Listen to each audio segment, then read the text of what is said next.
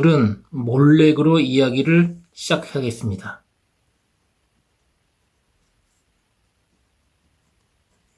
몰렉. 성경에서 바알 다음으로 우상 중에서 가장 많이 나오는 우상 중에 하나죠. 몰렉. 몰렉은 히브리어로 멜렉이라고 씁니다. 어떻게 쓰냐면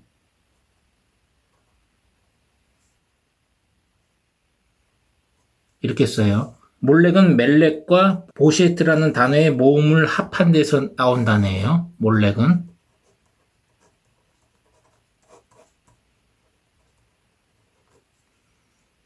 이 멜렉은 왕을 뜻합니다. 그리고 보셰트는 수치라는 뜻이에요. 원래 보셰트라는 단어는 뭘 뜻하냐면 바알을 뜻합니다. 이스라엘 백성들이 가나안에 정착하고 솔로몬이 우상 숭배한 이후에 나라가 둘로 쪼개지죠. 북이스라엘과 남유다. 그리고 이 북이스라엘에서 가장 우상 숭배를 많이 한 왕이 아합 왕이고 그 아합 왕의 처가 이세벨이죠. 엘리야의 갈멜산 사건을 아시죠? 그때요. 그때의 이 시돈의 페니키아죠. 성경에서는 이 페니키아를 분이게라고 하는데 이 시돈의 출신이었던 이세벨이 들어와서 이스라엘의 바알과 아세라상을 들여오죠. 이 우상을 들여와가지고 이스라엘을 타락시키는데 이 이세벨 이후에 호세아 시대에 한 BC 8세기 정도 되나요? 호세아 시대 이후부터는 이 바알을 부끄럽게 생각했어요. 그 전에는 이스라엘의 주인이라고 생각할 정도로 이스라엘 사람들이 이 바알이라는 우상에 대해서 그렇게 나쁘게만 보지 않았습니다. 오히려 긍정적으로 봤지요. 그래서 이 호세아 이후에 부끄러움, 수치를 뜻한다는 이 보셰트, 경멸의 의미로서 바알을 썼습니다. 그래서 이 바알을 뜻하는 보셰트의 모음과 그 다음에 이 멜렉이 합쳐져서 만들어진 단어가 몰렉이에요. 히브리어는 원래 구약 성경에는 쓸 때 모음이 없었어요. 모음 기호가 없었습니다. 이게 전부 자음이에요. 이게 미음, 이게 리을, 이게 기역이에요. 자음을 가지고 그 당시에 전해져 오는 구전에 따라서 이것을 어떻게 읽어야 될 것은 입으로 전해졌죠. 그래서 이거를 몰렉이라고 읽는 이유는 바로 이 보셰트하고 합쳐진 단어고 이 자체 글자로는 못 읽어요, 원래는. 이것을 누가 읽어주기 전에는.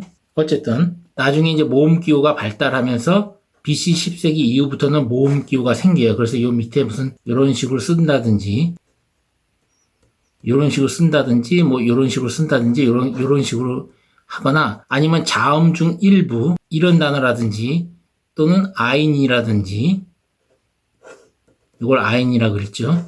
이 아인이라든지 이런 단어로 모음을 삼습니다. 어쨌든 이 몰렉이라는 우상은 인신제사로 유명한 우상이에요. 어린 아이를 불에 태워가지고 이 몰렉 우상 속으로 집어넣는 그 밑에 아궁이 모양으로 되어 있는데 거기에 태워서 죽이는 그 인신제사하는 방식으로 유명한 우상입니다. 그리고 여기서 이름에서도 알 수 있듯이 몰렉은 보셰트, 바알 왕이란 뜻이죠. 몰렉이. 그래서 이 몰렉은 바알의 또 다른 이름이라고 보시면 됩니다. 바벨론 제국에 있던 태양신 바알. 바알이 이 암몬 지역으로 와서 몰렉이라고 불리웠던 것이죠. 몰렉은 암몬이라는 족속에서 국가신으로 섬겼던 신이에요. 이 암몬 족속은 어디서 나왔냐면 롯과 롯의 둘째 딸이 근친을 해가지고 낳은 아들이 이름이 베남미인데 이 사람이 암몬 족속의 조상이 됩니다. 기원이 돼요. 창세기 19장 30절에서 38절까지 읽어보겠습니다. 창세기 19장 30절 롯이 소알에 거하기를 두려워하여 두 딸과 함께 소알에서 나와 산에 올라 거하되 그 두 딸과 함께 굴에 거하였더니 큰 딸이 작은 딸에게 이르되 우리 아버지는 늙으셨고 이 땅에는 세상의 도리를 쫓아 우리 배필될 사람이 없으니 우리가 우리 아버지에게 술을 마시고 동침하여 우리 아버지로 말미암아 인종을 전하자 하고 33절 그 밤에 그들이 아비에게 술을 마시고 큰 딸이 들어가서 그 아비와 동침하니라. 그러나 그 아비는 그 딸의 눕고 일어나는 것을 깨닫지 못하였더라. 이튿날에 큰 딸이 작은 딸에게 이르되 어젯밤에는 내가 우리 아버지와 동침하였으니 오늘 밤에는 우리가 아버지에게 술을 마시우고 내가 들어가 동침하고 우리 아버지로 말미암아 인종을 전하자 하고 35절 이 밤에 그들이 아비에게 술을 마시우고 작은 딸이 일어나 아비와 동침하니라. 그러나 아비는 그 딸이 눕고 일어나는 것을 깨닫지 못하였더라. 롯의 두 딸이 아비로 말미암아 잉태하고 큰 딸은 아들을 낳아 이름을 모압이라 하였으니 오늘날 모압 족속의 조상이요 작은 딸도 아들을 낳아 이름을 베남이라 하였으니 오늘날 암몬 족속의 조상이었더라. 창세기 19장 31절에 보면 이 땅에는 세상의 도리를 쫓아 우리의 배필될 사람이 없으니 사람이 없다는 얘기가 아니고 의인이 없다는 얘기예요. 의인이 없어서 우리의 배필이 될 사람이 없기 때문에 아버지하고 술을 먹이고 근친을 해서 자식을 낳아서 인종을 만들자 이런 뜻이에요. 이 두 딸의 사고방식을 보면 근친에 대한 어떤 죄책감이나 이런 게 없었다는 걸 알 수가 있죠. 이 창세기를 우리가 볼 때에 지금의 현대의 도덕적 기준으로 볼 것이 아니라 그 당시에 그 사람들의 사고방식과 입장에서 봐야 돼요. 이 롯의 두 딸들이 소돔과 고모라에서 살았던 사람들이죠. 이 소돔과 고모라에서는 근친, 그 다음에 동성애, 수간 이런 것들이 자행되었던 죄악의 도시였습니다. 그래서 여호와 하나님이 멸망시킨 것이에요. 유황불로. 성경에는 이런 근친이나 동성애, 수간에 대해서 자세하게 나오지 않는데 이 동성애만큼은 나와요. 창세기 19장에 나오죠. 두 천사가 롯의 집에 들어왔는데 소돔에 거하였던 사람들이 그것을 보고 와서 그 두 사람을 내놓으라고 하죠. 그러니까 롯이 남자를 알지 못하는 두 딸을 너희들에게 내줄 테니 그 사람들하고는 상관하지 말아라. 이렇게 그냥 상관이란 말로 표현하면서 동성애를 표시하고 있습니다. 이러한 지역에서 살았던 롯의 두 딸은 근친에 대한 어떤 도덕적 기준은 없었을 겁니다. 그 당시에는 하나님의 계명이 모세를 통해서 줬던 시대도 아니고 그 이전이니까 어떤 도덕적인 기준이나 이런 것이 없었겠죠. 이 두 딸의 사고방식 기준, 자기들 기준으로는 소돔과 고모라가 멸망했으니 우리 아버지 롯을 빼고는 의인이 없겠다 생각하고 이렇게 근친해서 인종을 전할 마음에 근친을 하게 된 겁니다. 큰 딸이 낳은 족속은 모압 족속이 되고 작은 딸이 낳은 아들은 암몬 족속의 조상이 되죠. 그래서 이 모압과 암몬이 끊임없이 가나안 지역에서 이스라엘 백성들을 괴롭히는 족속이 돼요. 이 모압과 암몬 족속은 신기하게도 이 몰렉을 국가신으로 섬기는 나라가 돼요. 물론 모압에서는 몰렉이라고 하지 않고 그모스라고 하죠. 전쟁신으로 묘사하고 약간 틀려요. 암몬 족속은 이 몰렉과 바알을 동일시 여겼는데 이 몰렉을 다른 말로 밀곰이라는데 암몬 족속들은 이 밀곰을 최고의 신으로 쳤어요. 그래서 왕 중의 왕이라는 뜻으로 이 밀곰을 몰렉이라고 불렀고 이 모압은 그모스를 전쟁신으로 섬겼고 대신 모압은 부올산에서 바알 산당을 따로 지었어요. 바알 산당을 따로 짓고 바알을 섬겼습니다. 이 그모스가 바알이라고 동일시하기는 어렵지만 결국은 이 몰렉과 그모스를 보면 제사 방식은 똑같아요. 어린아이를 산채로 이 몰렉과 그모스 우상에게 갖다 바치는 그 제사 방식은 완전히 똑같습니다. 판박이입니다. 어쨌든 롯과 작은 딸이 근친을 해서 생긴 족속이 암몬인데 이 암몬인 족속이 최고의 신으로 바알과 동격으로 여기서 섬겼던 것이 몰렉입니다. 몰렉의 형상은 머리는 소의 형태를 띠고 있어요. 머리는 소의 형태를 띠고 있고 몸은 인간의 형태를 띠고 있죠. 그리고 이렇게 의자에 앉아있는 형태로 있습니다. 앉아있는 형태로 있으면서 두 팔을 벌려서 이 두 팔을 이렇게 손바닥을 하늘로 이렇게 향해 가지고 이렇게 피고 있죠. 이런 형태의 우상이었어요. 이 몰렉의 우상 그 하체 쪽에는 불을 뗄 수 있게 구멍을 파고 아공이 역할을 하는 공간이 있어 가지고 거기다가 나무를 집어넣고 불을 뗐어요. 아궁이 형태예요. 그리고 뭘로 만들었냐면 몰렉 형상은 청동상이나 아니면 돌로 만들었습니다. 석상. 이 두 가지 재료로 만들었고 몰렉을 부르는 명칭은 여러 가지가 있어요. 성경에서 나타난 몰렉의 명칭은 몰렉으로 직접 부르기도 했고 그 다음에 몰록으로도 불렀어요. 몰록. 그 다음에 밀곰. 그 다음에 말감. 이렇게 불렀습니다. 한번 찾아보죠. 먼저 몰렉은 레위기 18장 21절 읽어보겠습니다. 레위기 18장 21절 너는 결단코 자녀를 몰렉에게 주어 불로 통각해 말아서 내 하나님의 이름을 욕되게 하지 말라. 나는 여호와니라. 이렇게 나옵니다. 그리고 몰록으로도 불렀거든요. 그것은 어디를 보냐면 사도행전 7장 43절을 보면 되겠습니다. 읽어보겠습니다. 사도행전 7장 43절 몰록의 장막과 신레판의 별을 받들었으며 이것은 너희가 절하고자 하여 만든 형상이로다. 내가 너희를 바벨론 밖에 옮기리라 함과 같으니라. 몰록의 장막이 나오죠. 몰록의 장막. 몰록의 장막. 여기서 레판의 별이 나오죠. 레판의 별은 토성을 말해요. 당시에 이스라엘 백성들은 이 토성을 우상으로 섬겼습니다. 토성하고 금성을 우상 숭배로 섬겼어요. 여기서 레판의 별은 토성. 어쨌든 이 사도행전 7장 43절 보니까 몰록의 장막이 나오죠. 다음 밀곰은 어디에 기록되어 있냐면 열왕기상 11장 5절에 있습니다. 열왕기상 11장 5절.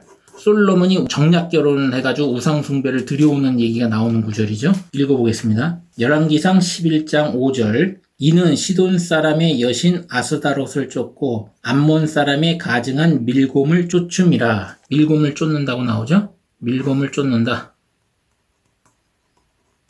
다음 이 몰렉을 말감이라고 표현한 구절이 있어요. 말감이라고 표현 구절은 예레미야 49장 1절에도 나오고 스바냐서 1장 5절에도 나와요. 뭐 두 구절이 있는데 요 한 구절만 읽어보겠습니다. 스바냐서 1장 5절 무릇 지붕에서 하늘의 이룰 성신에게 경배하는 자와 경배하며 여호와께 맹세하면서 말감을 가리켜 맹세하는 자와 여호와께 맹세하면서 또 말감을 가리켜 맹세하는 자라고 나오죠. 그러니까 이게 무슨 얘기냐면 여호와 하나님을 믿으면서도 이 말감을 믿는다는 얘기예요. 몰렉을 믿는다는 얘기죠.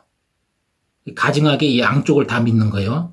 양다리를 거치는 거죠. 몰렉을 성경에서는 몰렉 또는 몰록, 밀곰, 말감 이렇게 표현합니다. 바알 다음으로 상당히 많이 나오는 것 같아요. 그 다음에 많이 나오는 게 아세라.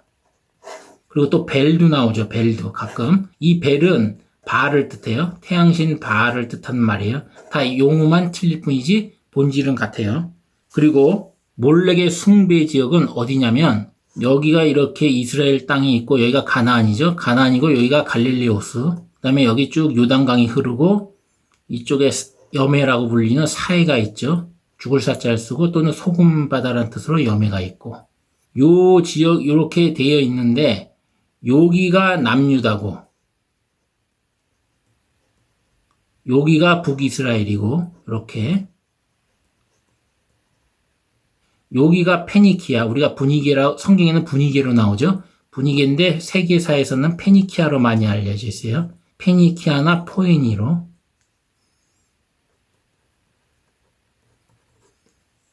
페니키아 또는 포에니.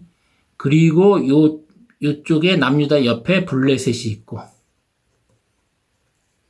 요 사해 남쪽에 에돔이 있고 헤롯 대왕의 고국이죠. 그 다음에 이 에돔 지역 바로 위에 모압이 있습니다. 모압이 있고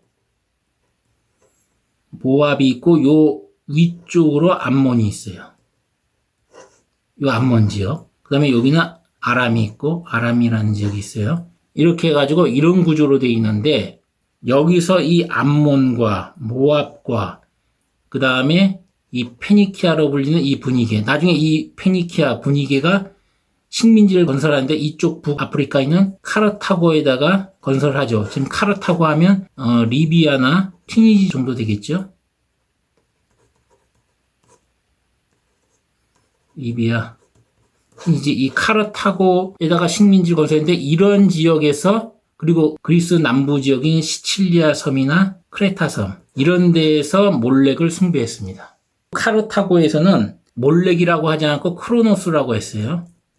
우상의 이름을 크로노스라고 했는데 이것은 무슨 뜻이냐면 바알, 암몬이라는 뜻이에요. 그러니까 암몬 지역의 바알이라는 뜻이겠죠. 이것이 바알 암몬이라고 불렀는데 여기서는 크로노스라고 부르면서 인신제사를 했어요. 어린아이들을 불에 태웠죠. 모압 지역에서는 몰렉이라고 하지 않고 그모스라고 했어요. 그모스. 형태는 똑같아요. 생긴 건 똑같아요. 머리는 소로 돼 있고 몸통은 인간으로 돼 있어서 앉아있는 형태로 해서 손바닥을 하늘 형태로 해서 두 팔을 이렇게 벌린 상태예요. 그 두 손에다가 아기를 이렇게 얹는 거고 밑에서 아궁이에서 불을 떼우죠. 불을 떼서 그 우상이 뜨거워지면 아기가 산채로 뜨거워서 몸부림치다가 그 팔에 경사가 지어 있는데 경사에 따라서 아궁이 속으로 들어가는 구조입니다. 불에 타는 구조로 그렇게 인신제사를 드렸습니다.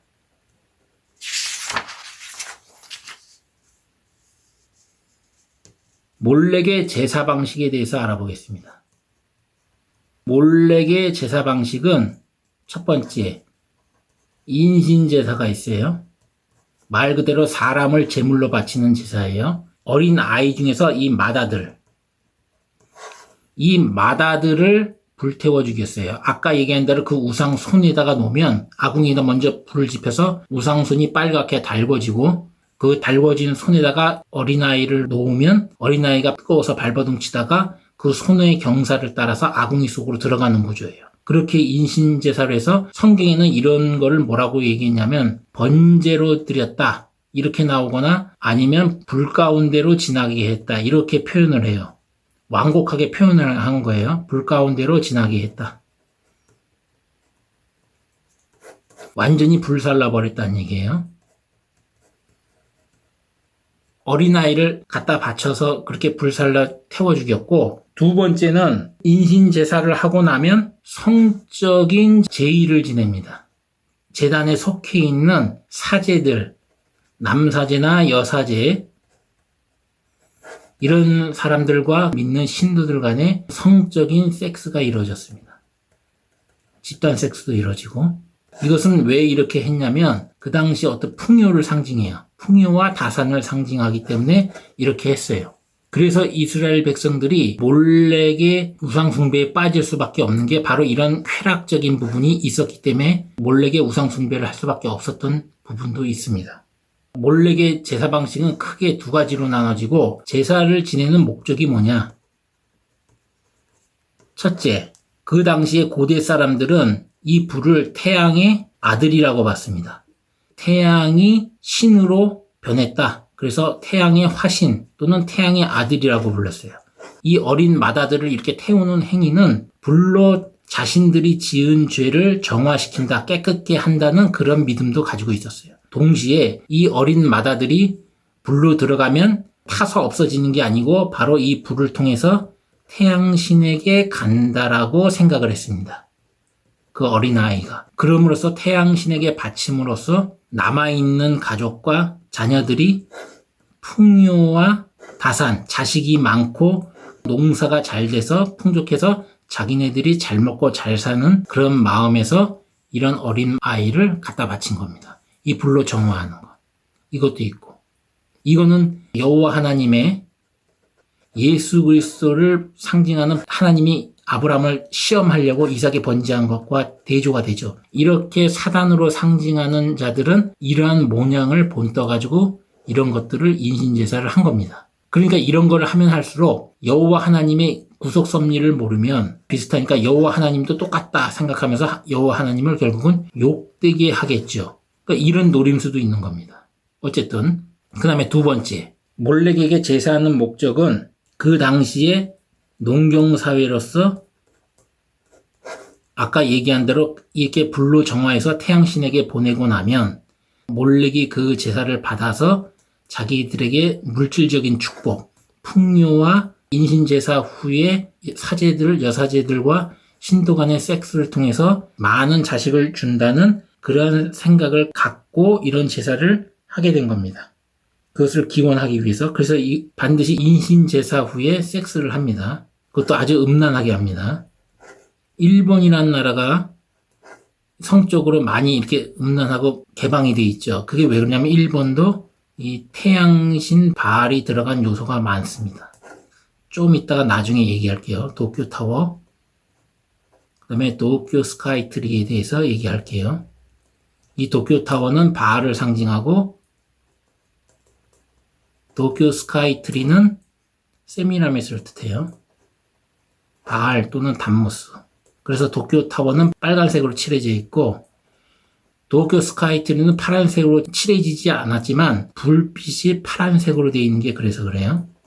파란색은 달을 뜻하고 빨간색은 태양을 뜻합니다. 어쨌든 다음 세 번째 목적은 전쟁을 승리하기 위해서 그런 겁니다. 전쟁에서 승리하고 어떤 국가적 재앙을 막기 위해서. 전쟁에 패배했을 경우 도래하는 국가적 재앙을 막기 위해서 인신제사를 이럴 때는 대규모로 합니다. 기록을 보면 카르타고가 로마하고 전쟁할 때 전쟁에서 패했을 때에 자기네들의 어떤 국가적인 위기를 벗어나기 위해서 귀족 어린아이들을 인신제사로 300명을 갖다 바쳤다는 기록도 있습니다. 몰렉에게, 거기선 크로노스겠죠. 이런 세 가지 목적으로 이런 제사를 드렸어요. 그러니까 지금 기준으로 보면 이거는 진짜 인간으로서 도저히 해서는 안 되는 일을 한 거죠. 그러면 성경에서 여호와 하나님은 이런 몰렉에 대해서 어떻게 경고를 내렸는지 한번 보겠습니다. 어디를 보냐면 레위기 18장과 20장을 볼 건데 이 부분 똑같은 내용이에요. 그래서 한 군데만 볼게요. 20장 쪽을 볼게요. 20장 어디를 보냐면 레위기 20장 1절에서 24절까지 읽어보겠습니다. 몰렉과 그를 섬기는 자들을 어떻게 여호와 하나님이 바라보는지. 레위기 20장 1절 여호와께서 모세에게 일러 가라사대 너는 이스라엘 자손에게 또 이르라. 무릇 그가 이스라엘 자손이든지 이스라엘의 우고한 타국인이든지 그 자식을 몰렉에게 주거든 반드시 죽이되 그 지방 사람이 돌로 칠 것이요 나도 그 사람에게 진노하여 그를 그 백성 중에서 끊으리니 이는 그가 그 자식을 몰렉에게 주어서 내 성소를 더럽히고 내 성호를 욕되게 하였음이라. 여기서 성호는 여호와의 거룩한 이름이라는 뜻이죠. 거룩한 이름. 그가 그 자식을 몰렉에게 주는 것을 그 지방 사람이 못 본 채 하고 그를 죽이지 아니하면 내가 그 사람과 그 권속에게 진노하여 그와 무릇 그를 본받아 몰렉을 음란히 섬기는 모든 사람을 그 백성 중에서 끊으리라. 5절에 보면 몰렉을 음란히 섬긴다고 나오죠. 이게 영적으로 음란히 섬긴다는 얘기가 아니고 이런 인신제사 후에 성적으로 음란한 섹스나 집단 섹스를 하는 것을 의미하는 겁니다. 7절 너희는 스스로 깨끗게 하여 거룩할지어다. 나는 너희 하나님 여호와니라. 너희는 내 규례를 지켜 행하라. 나는 너희를 거룩해 하는 여호와니라. 무릇 그 아비나 어미를 저주하는 자는 반드시 죽일지니 그가 그 아비나 어미를 저주하였은즉 그 피가 자기에게로 돌아가리라. 10절 누구든지 남의 아내와 간음하는 자 곧 그 이웃의 아내와 간음하는 자는 그 간부와 음부를 반드시 죽일지니라. 여기서 간부라고 나오는데 한자예요. 간부는 음란한 남자, 바람피는 유부남이죠. 음부는 다른 아내인 유부녀를 말하는 거예요. 이렇게 간통을 하면 죽이라는 얘기예요. 11절 누구든지 그 계모와 동침하는 자는 그 아비의 하체를 범하였은즉 둘 다 반드시 죽일지니 그 피가 자기에게로 돌아가리라. 자기 아버지가 재혼을 해서 드린 계모와 섹스를 하는 자들은 죽이라는 얘기예요. 그 다음에 12절 누구든지 그 자부와 동침하거든 둘 다 반드시 죽일지니 그들이 가증한 일을 행하였습니다. 그 피가 자기에게로 돌아가리라. 계속 이러한 성적으로 타락한 것을 하나님은 가증하다고 그래요. 여기서 말하는 자부는 아들의 아내죠. 그러니까 자기 자식의 아내와 섹스를 하는 자는 죽이라는 얘기예요. 13절 누구든지 여인과 교합하듯 남자와 교합하면 둘 다 가증한 일을 행함인즉 반드시 죽일지니 그 피가 자기에게로 돌아가리라. 이제 동성애가 나오죠. 남자와 남자끼리 섹스한 자는 죽이란 얘기예요. 그 다음에 누구든지 아내와 그 장모를 아울러 취하면 악행인즉 그와 그들을 함께 불사를 지니 이는 너희 중에 악행이 없게 하려 함이니라. 누가 장가를 갔는데 자기 아내와 또 그 장모까지 함께 섹스를 하면 죽이란 얘기예요. 그 다음에 15절 남자가 짐승과 교합하면 반드시 죽이고 너희는 그 짐승도 죽일 것이며 수간하는 자, 짐승과 섹스를 하는 자는 죽이란 얘기예요. 그다음에 여자가 짐승에게 가까이 하여 교합하거든 너는 여자와 짐승을 죽이되 이들을 반드시 죽일지니 그 피가 자기에게로 돌아가리라. 남자나 여자나 수간하는 자는 전부 다 죽이라는 얘기죠. 그 다음에 17절 누든지 그 자매 곧 아비의 딸이나 어미의 딸을 취하여 그 여자의 하체를 보고 여자는 그 남자의 하체를 보면 부끄러운 일이라. 그 민족 앞에서 그들이 끊어질지니 그가 그 자매의 하체를 범하였은즉 그 죄를 당하리라. 18절 누구든지 경도하는 여인과 동침하여 그의 하체를 범하면 남자는 그 여인의 근원을 드러내었고 여인은 자기의 피의 근원을 드러냈음을 인하여 둘 다 백성 중에서 끊쳐지리라. 여자가 한 달에 한 번씩 월경하는데 그 월경하는 여자와 섹스를 하면 끊어진다는 얘기예요. 이스라엘 백성 중에서 끊어버린다는 얘기죠. 19절 너의 이모나 고모의 하체를 범하지 말지니 이는 골육지친의 하체인즉 그들이 그 죄를 당하리라. 죄를 당한다고 그렇게만 나와요. 죽인다는 얘기는 없고 누구든지 백숙모와 동침하면 그 백숙부의 하체를 범함이니 그들이 그 죄를 당하여 무자히 죽으리라 이렇게 나와요. 여기서 백숙부라고 나오죠. 이 백은 맏백자예요. 그러니까 큰 어머니겠죠.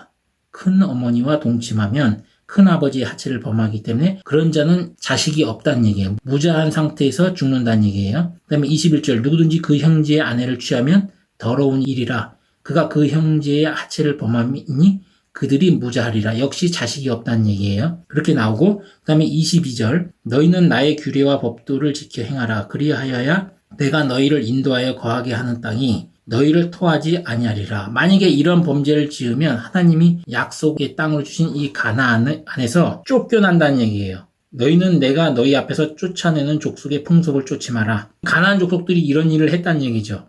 몰렉의 우상 숭배를 하는 자들이 이런 걸 했다는 얘기고 그들이 이 모든 일을 행함으로 내가 그들을 가증히 여기노라. 지금까지 쭉 얘기한 거 근친상간, 수간, 동성애 이런 것들을 한 자들을 가증히 여긴다는 얘기죠. 그 다음에 24절 내가 전에 너희에게 이르기를 너희가 그들의 땅을 기업으로 얻을 것이라. 내가 그 땅을 곧 젖과 꿀이 흐르는 땅으로 너희에게 주어 유업을 삼게 하리라 하였노라. 나는 너희를 만민 중에 구별한 너희 하나님 여호와라. 몰렉을 통해서 성적인 어떤 제사 방식을 통해서 몰렉을 우상 숭배하는 끈끈한 어떤 촉매제로 역할을 했죠. 이것이 섹스와 집단 섹스가 인신제사 후. 그런데 이런 것뿐만 아니라 이런 우상 숭배를 했던 자들이 이런 동성애나 근친상간을 밥 먹듯이 했다는 얘기입니다. 수간도, 짐승과 하는 섹스도.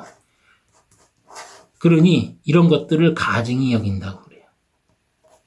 그러니 이런 몰렉 제사 방식대로 했던 그 사람들이 얼마나 음란했는지, 왜 이스라엘 백성들이 이 우상 숭배에서 도저히 못 벗어났는지 이제 이해가 되시죠?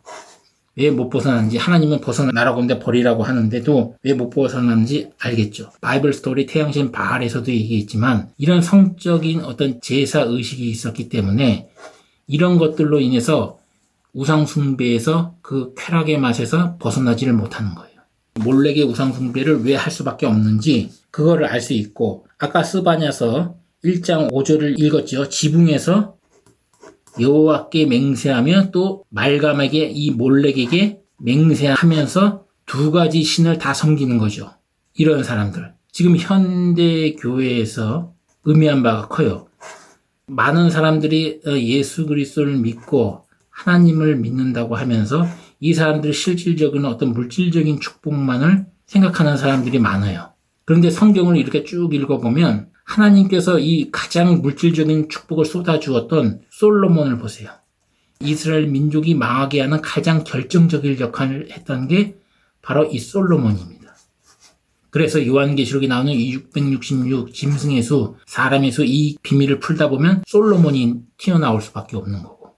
그리고 성경을 쭉 읽어보면 하나님이 어떤 물질적인 축복을 주는 게 본질이 아니라는 걸 알 수가 있습니다. 본질은 뭐예요? 하나님이 예수 그리스도를 통해서 우리에게 영적으로 구원받고 죄에서 해방하는 것이 최종 목적이라는 걸 알 수 있어요. 죄에서 해방.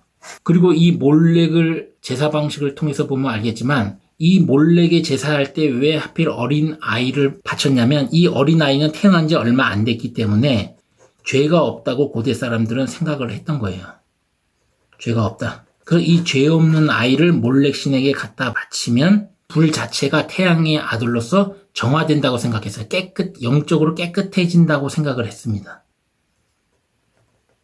그리고 물질적인 풍요와 다산, 많은 자식을 얻을 수 있다고 생각을 했던 겁니다. 그래서 그들이 자기의 맏아들, 자기의 인생의 기업을 책임져야 할 맏아들을 갖다 바친 거예요. 이 맏아들을 갖다 바친 것이 나중에 이스라엘 백성들이 이 몰렉의 우상 숭배를 솔로몬 이후에 받아들이고 나서는 아들, 딸까지 막 갖다 바칩니다. 성경에는 불로 지나게 한다고 나와요. 열왕기 하를 보면 많이 나와요. 심지어 유다 왕인 아하스와 므낫세가 자기의 아들을 갖다 바쳐요. 번제로 불살라버립니다. 그리고 이 이스라엘 백성들이 솔로몬이 몰렉의 산당을 지어서 번제로 바쳤던 곳이 어디냐면 바로 예루살렘 성 코앞인 이 흰놈의 골짜기라고 있는데, 이 흰놈의 골짜기에서 바알의 산당을 짓고 그 바알 산당 앞에 몰렉의 우상을 지어서 여기다 인신제사를 했어요.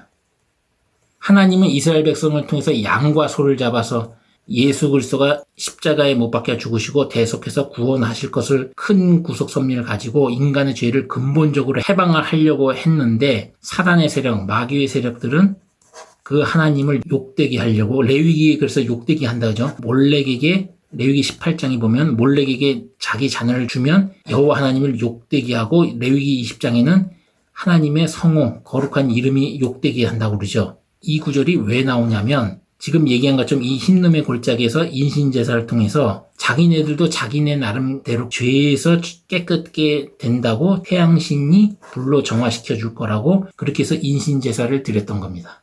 아브라함에게 이삭을 번제로 드리라서, 이것도 엄밀히 말하면 인신제사예요. 그러나 여호와 하나님이 인신제사를 원한 게 아니고 아브라함을 테스트한 거죠. 이 아브라함을 통해서 예수 그리스도를 줘야 되는지 안 줘야 되는지 시험할 목적으로, 믿음이 얼마큼인지 시험할 목적으로 그렇게 하라는 거죠. 결국은 인신제사를 하지 않았죠. 수풀에 걸려있는 수양 하나 가지고 번제를 드렸죠. 짐승으로. 그러나 인간을 드렸든 뭐를 했던 간에 근본적으로 인간이든 짐승이든 그 생명이 영원하지가 않아요. 생명이 무궁무진한 그 예수 그리스도 하나님의 아들이 와서 자기 자신이 번제가 됨으로써, 목숨을 내놓음으로써 모든 인류를 구원하는 그런 구속 섭리를 흉내낸 거예요, 이게. 그러나 이 어린아이를 바친다고 해서 그 몇 살짜리 그 바친다고 해서 자기의 죄가 영원히 없어지지는 않겠죠. 근데 이들은 태양신을 섬겼으니까, 이 당시에 우리가 이 이스라엘 백성들의 그 사고방식을 이해해야 되는 게 뭐냐면, 지금처럼 무슨 성경책이 있는 것도 아니고 하나님의 말씀이 있다고 하더라도 함부로 접할 수 있는 게 아닙니다. 하나님 말씀을 어디서든 접할 수가 없어요. 그러니까 선지자가 없으면, 선지자가 나와서 경고를 하지 않으면 하나님 말씀이 뭔지도 모르고 살던 시대예요. 그 당시에는. 역대하 34장이나 열왕기하 22장을 보면 유다의 요시아가 왕이 돼서 모든 우상을 다 없애버리죠. 없애버리면서 이때 대제사장이 성전에서 하나님이 모세에게 주었던 율법책을 발견을 해요. 이 율법책을 가져다가 서기관 사반이 가져다가 왕 앞에서 읽어요. 그 율법책을 듣고 나서 요시아가 자기 옷을 찢으면서 하나님이 모세에게 명한 모든 율례와 율법과 유월절을 지킨다는 내용이 그 다음 구절에 나오죠. 22장, 23장에 열왕기하. 이 구절에서 보면 알겠지만 그 부분 꼭 한번 읽어보세요. 그 당시에 이스라엘 백성들은 선지자가 직접 와서 얘기해 주기 전까지는 모세의 율법책도 어디 있는지 거들떠보지도 않았고 찾으려고 하지도 않았고 그냥 그러고 그냥 사는 거예요. 그러니까 그들이 추구했던 어떤 이 태양신, 몰렉이라든지 이런 것이 각자 자기가 생각한 여호와 하나님이라고 생각하고 섬겼는지도 모릅니다. 스바냐 1장 5절에 보면 지붕에서 여호와께 맹세하고 몰렉의 다른 이름인 말감 이름으로 맹세를 하고, 그 당시에는 어떤 다신적인, 신을 여러 개를 믿는 다신적인 사고방식이 있었다는 거죠.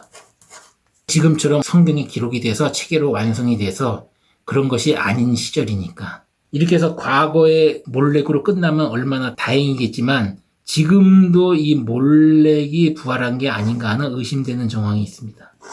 뉴스를 보면 이탈리아의 투사 경기장에 있던 콜로세움, 이 콜로세움에 몰렉의 우상이 전시된 상황이에요. 2020년 3월 29일까지 전시될 예정이에요. 이 몰렉 그 사진을 자세히 보면 알겠지만 그 몰렉 가슴에 태양신을 뜻하는 이 태양신 문양과 뭐 이런 식으로 그려지죠. 이 태양신 문양과 이 안에 전시안이 이렇게 그려져 있어요. 전시안은 뭔지 알죠? 호로스의 눈이에요. 이집트 호로스의 눈.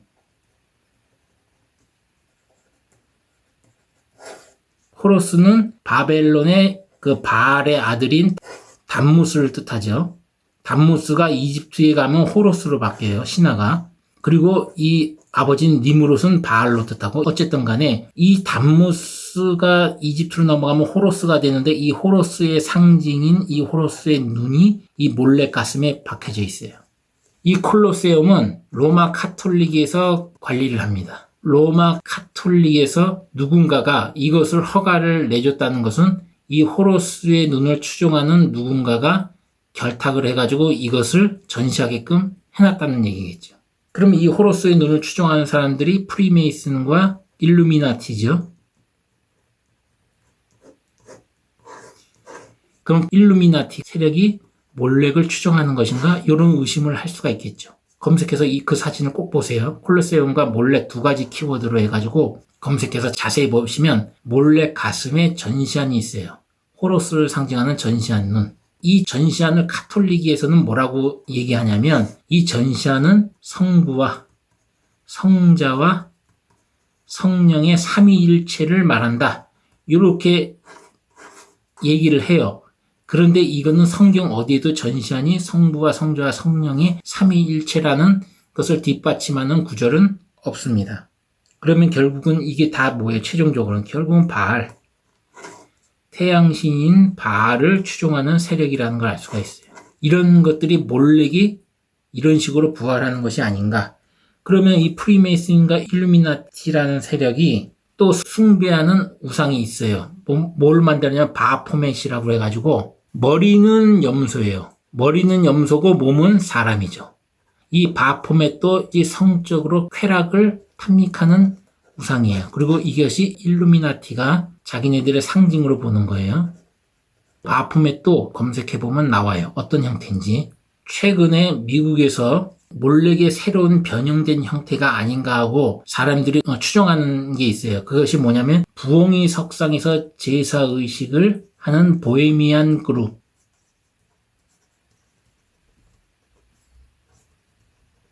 그루브라 가지고 이 보헤미안 그루브가 이 밀교 형태로 매년 7월달 셋째 주, 넷째 주에 2주간 샌프란시스코 75마일 북쪽에 있는 은밀한 곳에서 사람들을 통제하고 이런 일을 한다고 그래요. 그 사진을 찍은 그 동영상을 봤더니 거대한 부엉이 석상에서 몰렉의 그 아궁이를 상징하는 그런 불이 이렇게 지펴져 있는 것이 찍혀 있어요. 동영상으로도 찍혀 있고 사진으로 찍혀 있고. 혹시 몰렉과 관련되어 있는 것이 아닌가 의심은 하고 있습니다. 보헤미안 그룹은 얘네들 상징적인 게 뭐냐면 올빼미예요. 올빼미, 부엉이.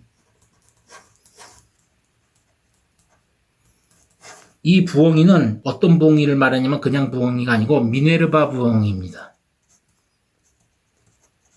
로마 신화에 나오는 미네르바 부엉이에요. 미네르바는 여신이죠. 지혜의 여신. 로마에서는 지혜의 여신. 그리스에서는 미네르바라고 하지 않고 아테나라고 그러죠. 많이 들어봤죠? 아테나. 이 여신이 아끼는 부엉이라고 그렇게 얘기합니다. 부엉이에 대해서 철학자인 헤겔이 자기 책인 법철학이란 책 서문에서 어떤 얘기를 했냐면 미네르바 부엉이는 황혼 무렵에서야 비로소 날개를 펴기 시작한다. 모든 자들이 잠잘 때 부엉이는 눈을 뜨고 그때서부터 어딘가를 째려보면서 사냥을 하죠. 헤겔이 말한 것을 되짚어보면 지혜가 밤이 되어야 살아나기 시작한다. 이런 표현도 써요. 그러면 곰곰이 생각해보면 모든 사람이 잠자는 조용한 밤에 머리가 사고가 잘 돌아가거든요. 그래서 그렇게 표현한 것이 아닌가. 부엉이 형태로 보헤미안 그룹이라는 데서 은밀하게 하는데 이 사람들이 과연 몰렉같이 사람을 갖다 바치는 인신제사이냐 이런 거는 지금 밝혀진 거 없어요. 그냥 사진으로만 그렇게 멀리서 찍힌 것 뿐인데 그냥 지켜만 봐야겠죠. 이 보헤미안 그룹이라는 이런 밀교 형태의 사교에는 미국의 유명한 정치 인사들과 재계 인사들이 망라되어 있다고 알려져 있어요. 마치 로마 시대에 로마 황제를 포함해가지고 밀교 형태에 있던 태양신 바알에 로마로 들어가서 미트라교로 들어갔죠. 그래서 밀교 형태로 자기들 간에도 회원이 누군지 잘 모르는, 사제가 누군지 제사장이 누군지 모르는 가면을 쓰고 하기 때문에 몰라 이런 미트라교를 연상을 하게 돼요. 보헤미안 그룹에 대한 얘기를 들어보면. 그리고 미국의 국부라고 알려진 조지 워싱턴이 이 프리메이슨의 회원입니다. 이 프리메이슨의 회원이라는 것은 제 음모론이 아니고 이거는 모든 사람들에게 알려진 사항이에요. 프리메이슨 회원이고 이 조지 워싱턴의 업적을 달성하기 위해서 태양신 바알에서 잠깐 언급했죠. 워싱턴 DC에 오벨리스크를 세워요. 이것은 이집트에서 가져온 오벨리스크가 아니고 미국에서 직접 만든 거예요. 1848년에서 1884년 사이에 만들어진 오벨리스크라고 전해집니다. 또 많은 사람들에게 알려진 미국 1달러 지폐를 보면 이 앞면에 1이 이렇게 4개가 숫자가 적혀 있어요. 그런데 이 앞에 오른쪽 귀퉁이에 있는 1 옆에 보면 부엉이 그림이 그려져 있습니다. 그것이 미네르바 부엉이가 아닌가 이렇게 사람들이 의심을 해요. 그리고 1달러 뒷면을 보면 이쪽에 바로 이집트의 피라밋을 연상하는 그림이 그려져 있고 그 꼭대기 위쪽에 호로스의 눈으로 상징되는 전시안이 도안이 되어 있어요. 디자인되어 있습니다. 그리고 오른쪽에는 독수리 문양이 있는데 이 독수리 문양도 보면 이 로마 카톨릭의 교황의 상징인 문장 형식과 비슷해요. 틀린 것은 이 독수리가 들어갔다는 것만 그러지 형태나 보면 이런 게 비슷합니다. 그리고 워싱턴 DC에 있는 오벨리스크는 미국에서 만든 거지만 뉴욕 센트럴 파크에 있는 오벨리스크는 이집트에서 직접 공수를 해온 거예요. 근대화 시대에 이집트에서 반출해온 것을 뉴욕 센트럴 파크에다 하나 갖다 놓은 게 있습니다. 그리고 뉴욕에 있는 자유의 여신상은 바로 니무롯의 처인 세미라미스를 뜻해요. 자유의 여신상, 프랑스가 갖다 준 거 있죠. 이 자유의 여신상이 세미라미스를 뜻합니다. 성경에서는 하늘, 황후 이렇게 나오죠. 바알의 처예요. 니무롯의 처. 니무롯이 바알이니까. 세미라미스가 종교로 들어가서 신으로 신격화된 것이 이슬람교의 알라고. 이 알라는 많은 사람들이 여호와 하나님하고 비슷하다고 생각하는데 그거 아니에요. 여기서 알라에서 이 라가 바로 세미라미스를 뜻합니다. 일본에 보면 일본도 태양신교가 들어갔어요. 일본 국기를 보면 빨간색으로 원으로 칠해놨죠. 이게 바로 태양을 뜻해요. 아마 그거를 의미하지 않을까? 태양신을 뜻하는 게 아닌가? 그리고 일본의 수도 도쿄를 가보면 빨간색으로 도쿄타워가 되어 있어요. 이것이 태양신을 뜻해요. 태양신은 결국은 바알이고 또 반대편 쪽으로 쭉 가다 보면 도쿄 스카이트리가 새로 세워져 있는데 이 도쿄 스카이트리는 파란색은 아니에요. 아닌데 밤에 불을 켜놓는 거 보면 파란색으로 켜놔요. 세미라미스를 뜻한다. 달의 여신을 뜻한다. 도쿄타워는 태양신을 뜻하고 도쿄 스카이트리는 달의 여신이 세미라미스를 뜻한다. 일본 사람들 중에서 많은 사람들이 이 도쿄타워가 자신들의 천왕을 뜻하지 않겠는가 이렇게 생각하는 사람들이 있겠죠.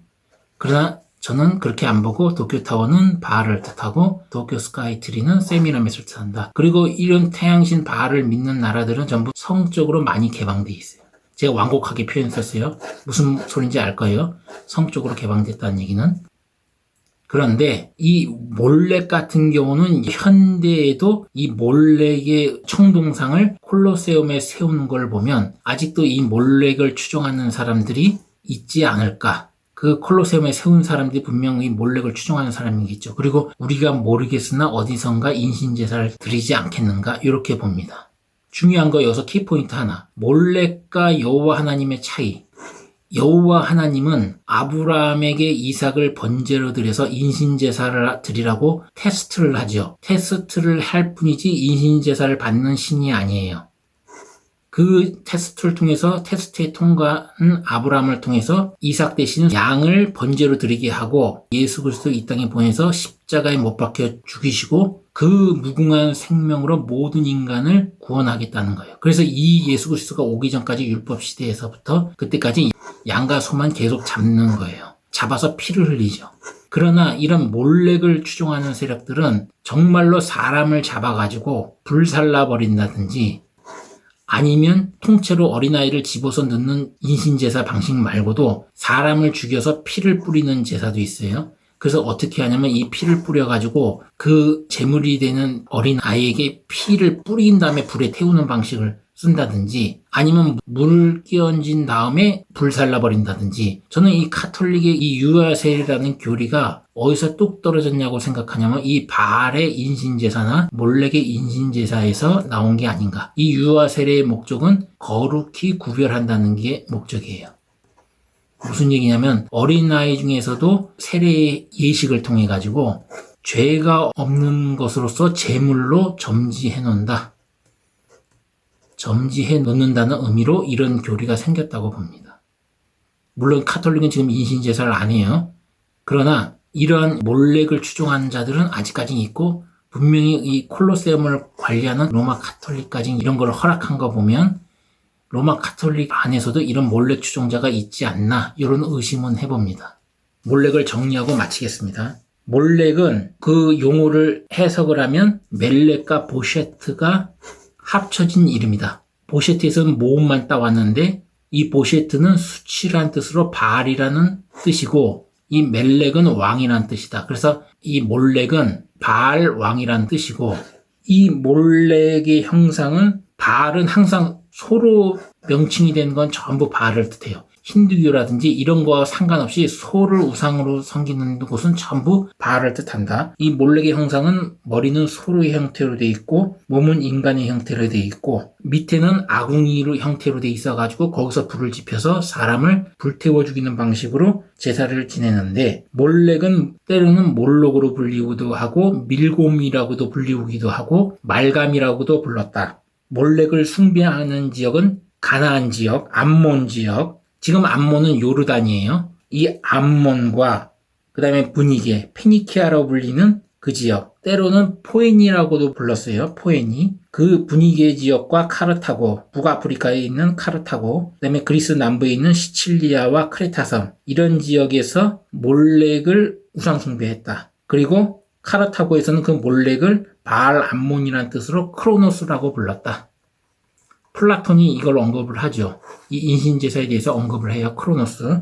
플라톤도 어린아이가 이렇게 불에 타는 과정, 그 우상 쪽으로 발버둥 치다가 불 속으로 들어간지 자세하게 설명을 합니다. 그리고 모압 지역은 그 몰렉이라고 하지 않고 그모스라고 불렀다. 특이하게도 모압 지역은 부올바알이라고 해가지고 부올산에 바알 신당을 차려놓고 바알을 따로 섬겼지만 그 나라의 최고의 신은 그모스다. 그모스의 사람들이라는 별명이 붙을 정도로 그모스라고 불렀지만 결국은 그모스나 바알이나 다 거기서 똑같은 이름이다. 그렇게 정리하겠습니다. 그리고 몰렉의 제사 방식은 크게 두 가지. 인신제사를 하고 어린아이를 갖다 산채로 불태워 죽이고 또는 그냥 죽여서 피를 뿌리고, 그 다음에 인신제사를 한 후에 풍요를 기원하는 의미로 제단에서 태양신 바알교를 믿는 사람들처럼 사제들과 섹스와 집단 섹스를 했다. 그리고 그들이 제사하는 목적은 죄가 없는 어린 마다들을 몰렉에게 산채로 바치면 자신들이 깨끗하게 정화된다고 믿었다. 불로 정화된다고 믿었다는 얘기예요. 그 다음에 두 번째는 제사하는 목적은 불은 태양의 아들이기 때문에 산채로 그 어린아이는 그냥 죽어서 없어지는 게 아니고 태양신에게 간다고 믿었다는 겁니다. 다음 세 번째, 농경시대의 풍요와 풍작과 다산을 기원하기 위해서 섹스를 제단에서 음란히 했고, 그 부분을 레위기 18장과 20장에서 지적을 하고 있고, 그 섹스의 형태는 여러 가지 형태가 있고 심지어 근친, 수간, 동성애까지 자행을 했다는 얘기예요. 아주 문란하게 섹스를 했다는 얘기고, 그 다음에 국가 전체로는 전쟁의 승리를 위해서 또는 국가에 재앙이 있을 때에 대규모로 집단적으로 어린아이를 불태워 죽여서 인신제사를 지냈다. 전쟁의 승리를 기원하기 위해서 예를 들어서 모아방 메사라는 사람이 자기의 왕위를 이어갈 마다들을 성 위에서 번제로 불태워 죽이죠. 그걸 보고 그 당시에 다 이겼던 전쟁에서 이스라엘 군인들이 무서워서 자기 고국으로 돌아가 버려요. 돌아가 버린다는 얘기는 자기들도 이 그모스 신, 몰렉 신을 믿고 있었기 때문에 그렇게 몰렉 신이 받았는데 우리가 거기서 덤비면 우리가 여기서 죽겠구나. 그렇게 두려워했다는 것을 간접적으로 알 수가 있는 거예요. 그 열왕기하를 읽어보면 나와요. 아마 열왕기하 내 기억으로는 3장인가 그렇게 나올 겁니다. 3장 마지막 구절에 레위기 18장 21절 뿐만 아니라 그 18장 전체와 그 다음에 레위기 20장을 곰곰이 읽어보면 그 몰렉 얘기를 하면서 성적으로 타락한 모든 그 동성애, 근친, 수간에 대한 얘기가 섞여서 이렇게 나와요. 그게 어떻게 보면 따로따로 있는 것 같지만 그게 아니에요. 몰렉을 섬기는 그 사람들이 그렇게 성적으로 문란했다는 것을 알 수가 있습니다. 레위기 18장과 레위기 20장을 곰곰이 읽어보세요. 그것을 하나님은 가증하다고 그렇게 얘기했어요. 이스라엘은 결국은 솔로몬이 가지고 온 몰렉과 아스다롯과 그모스 이런 우상 숭배를 통해서 이스라엘이 결국은 최종적으로 망해버리는데 그것들을 전부 다 흰놈의 골짜기에서 했다. 신약에 나오는 예수 그리스도가 말하는 그 지옥이 바로 그 흰놈의 골짜기 게헨나를 뜻한다. 게헨나를 뜻한다. 게헨나. 이게 원래는 개 흰놈이에요. 개 흰놈인데 그게 나로 바뀐 거예요. 흰놈의 개라는 게 골짜기란 뜻이거든요. 흰놈의 히브리어로 흰놈의 골짜기에서 이 게헨나라고 불렀다. 게헨나 또는 게엔나. 이렇게 나중에 이름이 바뀌어요. 이것이 지옥을 뜻하는데 이곳에서 바로 몰렉에게 인신제사를 어마어마하게 했다는 거예요. 짐승과 소, 양 잡는 것보다도 엄청나게 했다는 얘기입니다. 그것을 지옥의 표현으로 그 헬라어 성경에 보면 전부 다 이 지옥이라고 되어 있지 않고 게헨나라고 표현이 되어 있다는 것. 예수님 입에서 나온 게 바로 게헨나라는 것. 그 의미를 곰곰이 한번 생각을 해보세요. 지옥의 의미가 과연 무엇인가? 그리고 그 당시에 이스라엘 백성들은 여호와 하나님에게도 맹세를 하고 바로 이런 몰렉, 말감이라고 불렸던 몰렉에게도 맹세를 해서 예루살렘 성전을 지붕 위에서 바라보면서 그런 우상 숭배를 했다는 걸 알 수가 있어요. 그러면 지금 현대 시대에 하나님을 부르짖으면서 하나님의 구속 섭리를 모른 채 물질적인 축복만을 구하는 현재 기독교인들은 과연 이스라엘 백성들과 무슨 차이가 있을까? 그런 걸 곰곰이 생각해보면 내가 어떻게 신앙생활을 해야 되는지, 어떻게 믿음 생활을 해야 되는지, 교회 중심이 아니라 말씀 중심으로 신앙생활을 해야 되는지 정확히 알 수가 있겠죠. 그리고 그 몰렉은 과거의 몰렉이 아니라 콜로세움의 몰렉의 청동상을 전시함으로써 2020년 3월 29일까지 전시한 것에서 드러나듯이 아직도 몰렉을 추종자들이 있고 그 몰렉을 추종하는 자들이 바로 로마 가톨릭 세력 일부와 프리메이슨과 일루미나티가 아닌가. 원래 태양신 바알을 섬기는 교리가 예수의 이름으로 둔갑돼가지고 가톨릭 교리로 된 게 많죠. 로마 가톨릭 자체가 바알을 섬기는 요한계시록에 말하는 큰 음료는 최종적으로 세미라미스를 뜻하겠죠. 이 바로 적그리스도를 상징하는 많은 성경을 연구하는 사람들 얘기처럼 로마 가톨릭이 결국은 적그리스도인가? 그 부분. 그 다음에 프리메이슨과 일루미나티가 몰래까지 숭배를 하는가? 그리고 바포멧이라고 말하는 머리는 염소고 사람, 인간을 가지고 있는 형태를 가지고 있는데 레위기에 나온 것처럼 아사셀의 염소라는 바이블 스토리 아사셀의 염소를 제가 언급했는데 유대 광야에 있다는 악마로 상징하는 아사셀을 뜻하는 의미로 머리에다가 염소 머리를 해놓은 것이 아닌가. 물론 다른 사람들은 이런 걸 모르는 사람들은 그리스 로마의 목축의 신인 판이라고 생각하는 사람들이 있죠. 판, P-A-N, 판. 그래서 프리메이슨 일루미나티가 몰렉을 섬기는 게 아닌가. 그리고 미국에서 보헤미안 그룹이라는 이런 그룹을 통해서 부엉이로 새로운 또 다른 형태의 몰록을 섬기면서 인신제사를 하는 게 아닌가 의심이 된다. 그 부엉이는 미네르바 부엉이로서 지혜의 여신, 로마에서는 미네르바라고 불렸고 그리스에서는 아테나라고 불렸다. 그리고 마지막으로 일본도 태양신의 교리가 많이 들어간 것이 아닌가 의심스럽다는 것이고 일본 수도인 도쿄의 도쿄 타워는 태양신 바알을 뜻하고 도쿄 스카이트리는 바로 세미라미스를 뜻하는 게 아닌가. 태양신과 달의 여신을 뜻하는 것이 아닌가. 미국의 1달러를 보면 미국을 세운 게 청교도로 알고 있는데 우리들은 세계사를 통해서 청교도가 세운 나라로 알고 있는데 혹시 미국을 세운 주도세력이 프리메이슨이 아닌가. 그리고 그 프리메이슨 조직을 일루미나티가 조직이 흡수했다고 하는데 어쨌든 이런 몰렉을 통해서 지금까지 많은 것을 알아봤습니다. 한번 곰곰이 생각해 보세요. 왜 요한계시록에 영적 바벨론과 전쟁을 하는지 그 영적 바벨론 중심에 바로 바알과 세미라미스 그리고 담무스가 서 있고 이러한 바알과 세미라미스 담무스는 각국으로 퍼지면서 여러 가지 다양한 이름의 형태로 불리운다는 것. 이집트로 가면 바알에 상징되는 게 오시리스, 세미라미스는 이시스, 그 다음에 담무스는 호로스로 명명되고 그것이 로마로 가면 바알은 아폴로, 세미라미스는 비너스, 담무스는 주피터 또는 유피테르라고 불리우고 그리스로 넘어가면 바알은 제우스, 세미라미스는 아프로디테, 담무스는 아도니아. 그 다음 인도로 넘어가면 바알은 인드라, 세미라미스는 인드라니, 담모스는 수리야 이렇게 되고 그것이 어떤 경유를 거쳐서 일본까지 간 것이 아닌가. 결국에는 하나님의 영적 전쟁은 바로 이 태양신인 바알, 즉 니므롯과의 전쟁입니다. 니므롯으로 예표되는 이 니므롯과 여호와 하나님이 결국은 전쟁을 해서 예수 그리스도가 재림 때 오셔서 이 사단으로 대표되는 이런 자들을 다 정리가 되는 것이죠. 그 중심에 바알과 몰렉이 아직도 살아남아있는 것은 이 어린 마다들을 인신제사하는 이 방식 때문에 살아있는 것이 아닌가. 왜냐하면 이 방식이 바로 여호와 하나님이 아브라함에게 이삭을 번제로 드리라고 테스트한 형식에서 비슷하게 따온 형식으로 하나님 이름을 욕되게 하기 위한 목적으로 계속 이런 인신제사를 한 것이 아닌가. 이런 생각을 하면서 몰렉에 대한 얘기를 마치겠습니다. 이상입니다.